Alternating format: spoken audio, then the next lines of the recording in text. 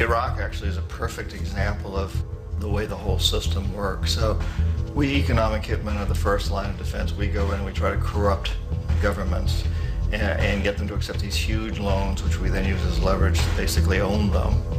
If we fail, as I failed in Panama with Omar Torrijos and in Ecuador with Jaime Roldos, men who refuse to be corrupted, then the second line of defense is we send in the jackals. And the jackals either overthrow governments or they assassinate. And once that happens and a new government comes in, and boy, it's going to toe the line because the new president knows what will happen if he doesn't.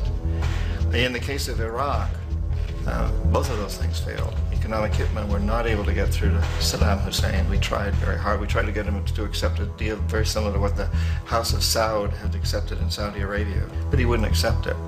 And so the jackals went in to take him out. They couldn't do it. His security was very good.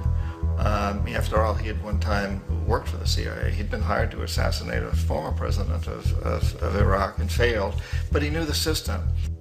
So in '91, we send in the troops and we take out the Iraqi military. So we assume at that point that Saddam Hussein is going to come around. We could have taken him out, of course, at that time, but we didn't want to. He's the kind of strong man we like. He controls his people. We thought he could control the Kurds and keep the Iranians in their border and keep pumping oil for us. And then once we took out his military, now he's going to come around. So the economic hitmen go back in the 90s without success. If they'd had success, he'd still be running the country. We'd be selling him all the fighter jets he wants and everything else he wants. But they couldn't, they didn't have success. The jackals couldn't take him out again.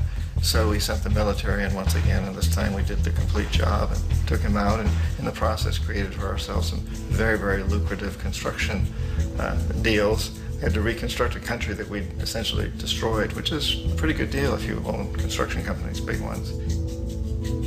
So, Iraq shows the three stages. The economic hitmen failed there, the jackals failed there, and as a final measure, the military goes in.